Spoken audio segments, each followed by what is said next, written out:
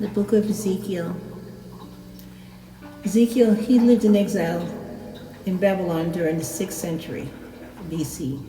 He was a priest before being called to be a prophet, right? So now you know that the chapters, there's 48 chapters in Ezekiel, right? So it talks about the oracles of judgment against Judah and Jerusalem, right? So these chapters detail God's judgment on Judah for its sin and idolatry, predicting destruction of Jerusalem. They often feature symbolic actions and that's performed by Ezekiel, right? Okay. So they also have like these other chapters that pronounce judgment on various nations surrounding like Israel, highlighting God's sovereignty over all people. But there's another section that shifts to a message of hope, promising restoration of Israel, just like Isaiah, and Daniel, and then it's like again, he was promising the restoration of the Israel and return from exile. That means that you're in exile now, and after everything is over, you're gonna return from it, okay? And then you're gonna establish a new covenant with Yahuwah, right? As you know, God the Father of Abraham, Isaac, and Jacob. And what it does is it includes detailed visions of restored temple and renewed land, which meaning to us is the new world, right? So Ezekiel, he emphasizes the absolute holiness and the majesty of God, whose glory fills the temple and the entire earth, right? The whole new earth that we're going to be in, right? So in regards to sins and judgment, right?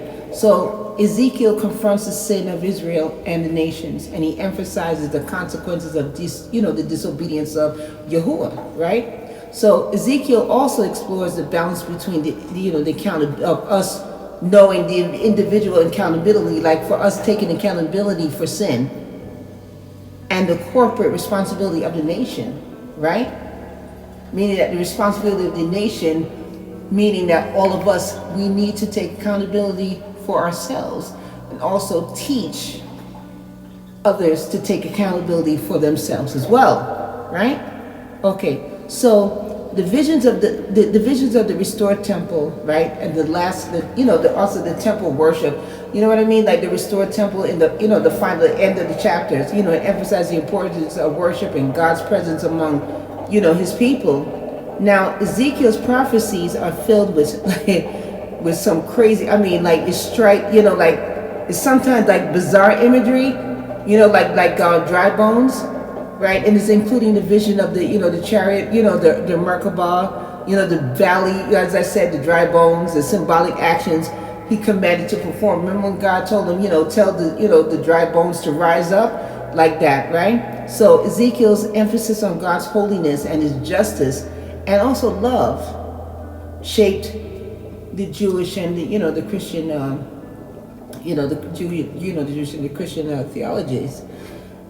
Now, in regards to the apocalyptic events, Ezekiel's visions, it develops in this genre, in my opinion, right?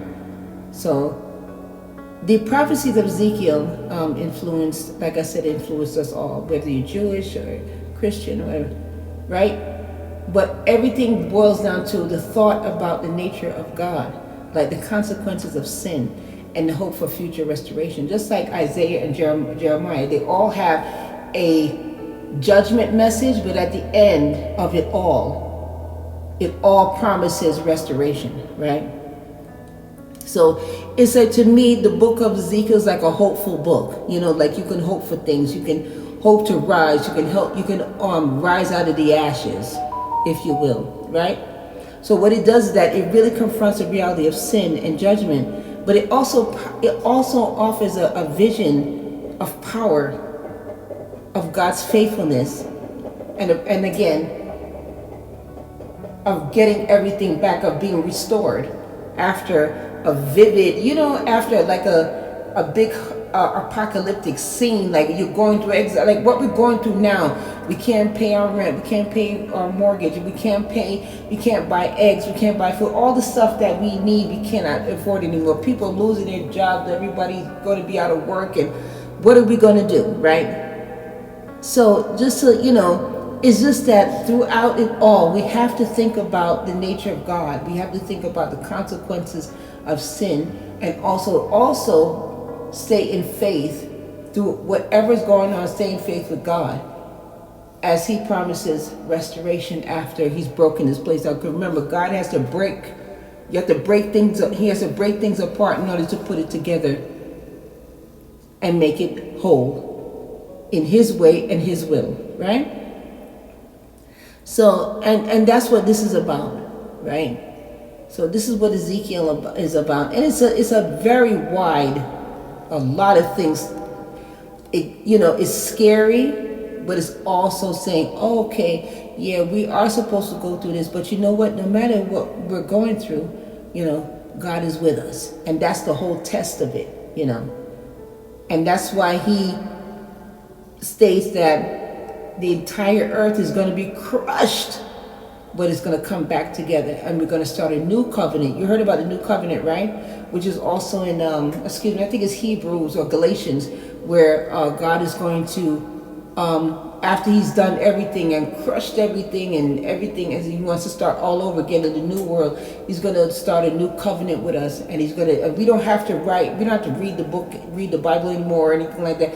Everything that He wants us to do, as far as the laws and everything we need to do, He's going to write it in our hearts. We're going to know everything, so we don't have to go to our neighbor and ask questions. Everything will be written in our hearts, and He's going to start a new covenant with us, right? At the end, a new agreement, and He is our God, and we're His people, and that's what it is, and that's as simple as that. Thank you.